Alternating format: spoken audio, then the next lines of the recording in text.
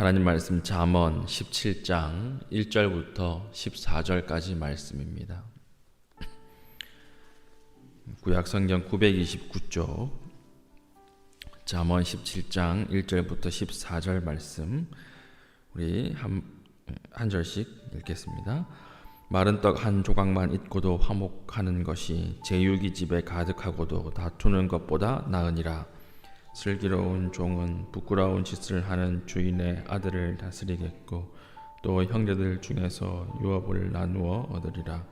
도가니는 은을 풀무는 금을 연단하거니와 여호와는 마음을 연단하시느니라. 악을 행하는 자는 사악한 입술이 하는 말을 잘 듣고 거짓말을 하는 자는 악한 혀가 하는 말에 귀를 기울이느니라. 가난한 자를 조롱하는 자는 그의 지으신 주를 멸시하는 자요 사람의 재앙을 기뻐하는 자는 형벌을 면하지 못할 자니라. 저는 노인의 면류관이요 아비는 자식의 영환이라. 지나친 말을 하는 것도 미련한 자에게 합당하지 아니하거든 하물며 거짓말을 하는 것이 존귀한 자에게 합당하겠느냐. 뇌물은 그 임자가 보기에 보석 같은즉 그가 어디로 향하든지 형통하게 하느니라. 허물을 덮어주는 자는 사랑을 구하는 자요 그것을 거듭 말하는 자는 친한 벗을 이간하는 자니라. 한마디로 말로 총명한 자에게 충고하는 것이 매 100대로 미련한 자를 때리는 것보다 더욱 깊이 박히느니라. 악한 자는 반역만 힘쓰나니 그러므로 그에게 잔인한 사자가 보냄을 받으리라. 차라리 새끼 빼앗긴 암곰을 만날지언정 미련한 일을 행하는 미련한 자를 만나지 말 것이니라. 누구든지 악으로 선을 갚으면 악이 그 집을 떠나지 아니하리라. 다투는 시작은 뚝에서 물이 새는 것 같은즉 싸움이 일어나기 전에 시비를 거칠 것이니라. 아멘. 우리가 살아가는데 지혜가 정말 중요합니다. 근데 지혜라고 하는 것은 가르쳐주는 학원도 없고 돈을 낸다고 해서 배울 수 있는 것도 아닙니다. 지혜라고 하는 것은 온전히 하나님이 주셔야 가능하다라고 하는 것입니다. 오늘날 우리가 몸값이라는 말이 있습니다. 몸의 값, 몸의 가격과 나의 가치, 이게 같이 사용되고 있는데 사실 다른 것이죠. 몸값을 올리기 위해서는 지식이 필요하지만 가치 있게 살기 위해서는 지혜가 필요한 것입니다. 제가 이전에 섬기던 어떤 부목사님이 임지를 이동할 때 담임 목사님이 인사하면서 갑자기 특송을 하라고 하신 거예요. 특송을 하나 하고 가라. 갑작스러운 사건 아닙니까? 그래서 메인 반주자에게 하고 싶은 특송을 알려주는데 그 메인 반주자가 모르는 곡이었던 겁니다. 그때 제가 찬양팀 담당이었는데 옆에 있던 세컨 반주자에게 눈치로 보냈죠. 빨리 네가 해라. 네가 빨리 가서 저 자리 가서 해라. 이렇게 얘기를 하니까 이 세컨 반주자가 막 뛰어가고 있는데 옆에 있던 한 권사님이 말리시는 거예요. 뭐라고 말리시냐? 그냥 악보를 갖다 주라고. 메인 반주자가 모르는 곡을 세컨 반주자가 치면 나중에 메인 반주자가 이 세컨 반주자를 가르치는데 영향력이 줄어들 수 있다고. 그러니까 시간이 걸려도 악보를 찾아서 그걸 갖다 줘라. 제가 그때 참 놀랐습니다. 아, 이게 노인의 지혜구나. 지혜가 있으면 이 사람이 상처를 받지 않고 지혜가 있으면 사람들이 살아나겠구나. 가치 있게 살기 위해서는 우리가 반드시 필요한 것이 무엇이냐? 하나님의 지혜가 있어야 된다는 것입니다. 모든 일을 결정할 때 다 하나님의 지혜가 있어야 됩니다. 모든 일을 선택하고 판단 가운데 하나님의 지혜가 있으면 우리 가치 있게 살 수 있다라고 하는 것입니다.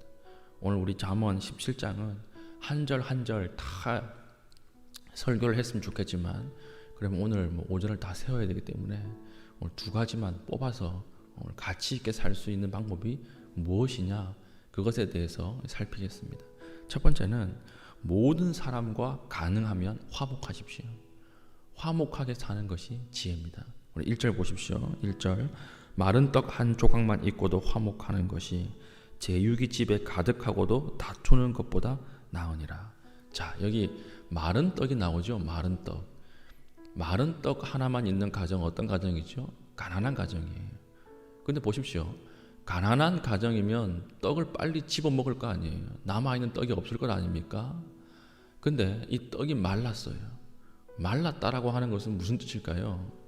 아버지가 떡을 딱 먹으려고 하면 내 아내가 못 먹었을 텐데 안 먹는 거예요. 놔두는 거예요. 아내가 이걸 먹으려고 하면 우리 아들도 이틀째 굶고 있는데, 아이들이 먹으려고 딱 보니까 우리 어머니 아버지도 안 드시는 걸 내가 어떻게 먹나. 그래가지고 이 떡이 어떻게 된 거예요? 말라버린 거예요. 그러니까 마른 떡 하나만 있는 가정, 어떤 가정이에요? 가난하지만 우애가 있는 가정. 근데 뒤에 대조로 어떤 가정이 나옵니까? 제육이 집에 가득하고도 다투는 가정이 나오죠. 이 제육이라고 하는 것을 우리 김밥 천국에서 파는 제육볶음이라고 알고 계시는 분이 있던데, 심지어 이렇게 설교하시는 분도 있더라고요. 아닙니다. 제육볶음의 그 돼지고기가 아니고 이건 그 제사고기예요. 제사고기. 자, 제사라고 하니까 번제는 아니겠죠. 번제는 다 태워버리는 거니까. 그럼 어떤 제사일까요? 화목제사예요. 화목제사. 화목제사를 드리고 고기가 남았다라고 하는 것은 어떤 가정이에요? 잘 사는 가정이에요. 소를 잡았든지 이런 가정이에요. 고기가 남았겠죠. 원래 그 고기는 화목제는 다 제사 드리고 나서 그날 그 다음 날까지 다 먹어야 됩니다.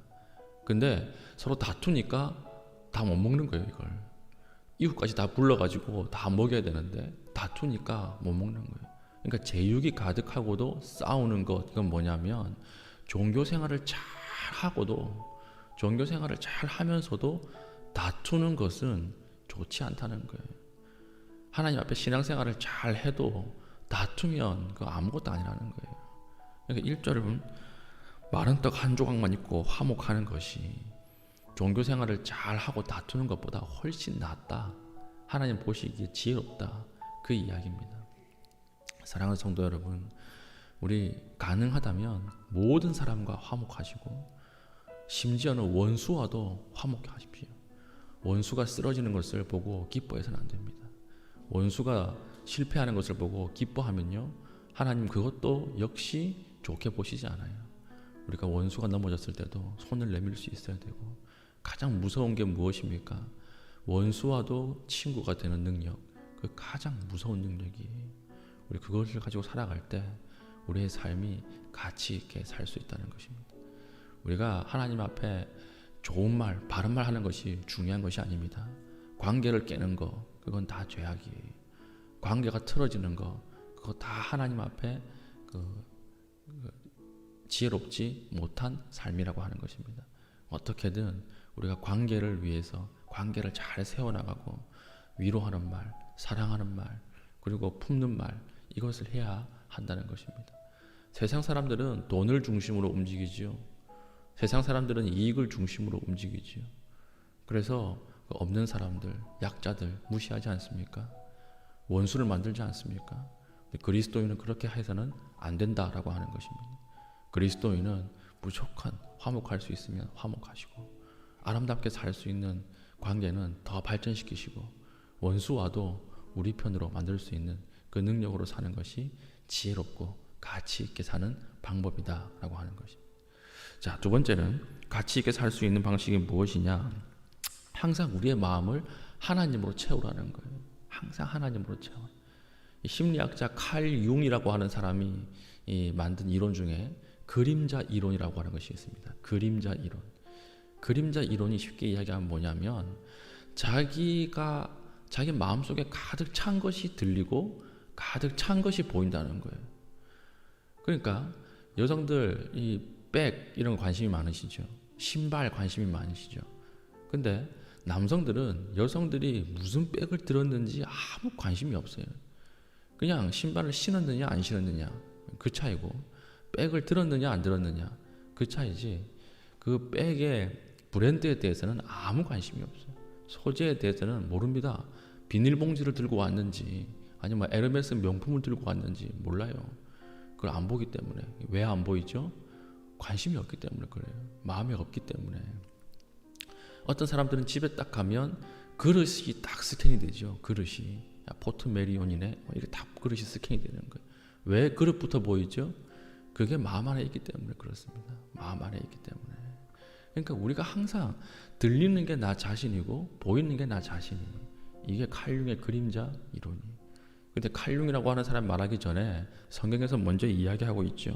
4절 보십시오. 악을 행하는 자는 사악한 입술이 하는 말을 잘 듣고 거짓말을 하는 자는 악한 혀가 하는 말에 귀를 기울이느니라. 그렇죠. 4절. 악을 행하는 사람은 많은 말 중에 악한 말이 골라서 들려요. 악한 말들만 골라서 들리고, 거짓말을 잘하는 사람은 악한 혀가 하는 말만 골라서 들리는 거예요. 그러니까 자기 마음 안에 가득 찬 것이 들리고 마음 안에 가득 차고 넘치는 것이 보이게 되어 있다라고 하는 것입니다. 그러니까 하나님 앞에 우리가 마음을 잘 관리해야 된다는 거예요. 우울한 기질이 있는 사람은 항상 우울한 것만 보입니다. 그렇죠? 그 나무에 가지가 나뭇잎이 굉장히 많은 여름에는 아무 감흥이 없어요. 나무를 보고도. 그 나무네 이러고 있는데 가을이 지나서 겨울에 나뭇잎이 다 떨어지고 잎이 하나 남을 때 있죠. 하나 딱 남을 때 그 하나 남은 잎을 보면서 그 잎을 보고 자기를 동화시키는 거예요. 내 인생도 저 나뭇잎이 떨어지면 죽겠지 이렇게 생각하려는 거예요. 그게 뭐냐면 자기 마음속에 가득 찬 것이 무엇입니까?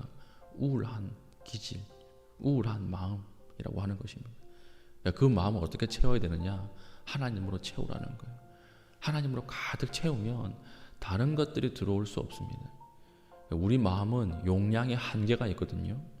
우리 마음은 세상 모든 것을 다 채울 수 없어요. 우리 기쁨이 채워지면 근심은 밀려나가고, 근심이 채워지면 기쁨은 밀려나갑니다. 그러니까 알코올 중독 치료 중에 우유 치료라는 게 있죠. 우유 치료, 밀크 테라피. 이 뭐냐면 알코올 중독자에게 술을 참으라 이러면 못 참는다는 거예요. 술을 참아보세요 이러면 불가능하다는 거예요. 그럼 술을 안 먹기 위해서 뭘 먹으라고 하는 거예요? 우유를 치사량 가까이 먹으라는 거예요. 치사량 가까이. 진짜 죽기 직전까지 우유를 계속 먹으라는 거예요. 우유가 목 안에 가득 차면 뭘 못 먹을까요? 술을 먹고 싶어도 못 먹는 거예요. 우리 마음도 마찬가지입니다. 하나님의 말씀으로 가득 채워지면 세상의 다른 부정적인 것들, 나쁜 것들, 사악한 것들이 치고 들어올 수가 없는 것입니다. 항상 은혜가 떨어지기 때문에 악한 사탄의 악한 것들이 밀고 들어오는 거예요. 항상 은혜가 고갈되었기 때문에 세상의 것들이 채워지는 것입니다. 그러니까 그 지혜는 무엇이죠? 가치는 무엇이죠? 우리의 삶을 하나님의 말씀으로, 하나님 자체로 가득 채우고 있으면 다른 것들이 들어올 수 없다라고 하는 것입니다. 그러니까 기도로 채우십시오. 말씀으로 채우십시오. 항상 말씀 암송하시고 말씀으로 시작하시고 말씀 가운데 판단하시고 하나님의 도움을 구하시고 말을 할 때는 사랑하는 말, 인정하는 말, 남들을 세워주는 말, 이 말들을 하시고 그러면 우리의 삶도 하나님 앞에 축복을 받게 될 것이고 우리의 가치도 인정받게 될 것입니다. 오늘 지혜롭게 사는 방법 2가지 나눴습니다. 오늘 새벽에 모든 사람과 화목할 것. 가능하다면 모든 사람과 화목하고 원수까지도 우리 편으로 끌어들일 수 있는 그 능력의 종 되길 바라고, 2번째 주님의 마음을 본받을 것. 주의 마음으로 오늘 하루 살아가시기 바랍니다. 여러분 주의 마음으로 살아갈 때 주변 사람들까지 예수님을 바라볼 수 있는 그런 주의 신실한 백성 되시기를 축원합니다. 아멘. 자, 같이 기도하겠습니다. 기도할 때에 하나님 오늘 화목해 할 수 있는 영을 허락하여 주시옵소서. 하나님 모든 자들과 화목해 하여 주시고 하나님 관계가 깨어진 자들이 있다면 그들을 놓고 기도하게 하여 주시고 기도할 때 하나님 거짓말처럼 관계가 회복되는 하루 되게 하여 주시옵소서. 하나님의 마음, 예수님의 마음으로 살길 원합니다. 이 마음을 허락하여 주셔서 용서하는 마음, 아름다운 마음으로 채워 주시옵소서. 우리 다 함께 기도하겠습니다.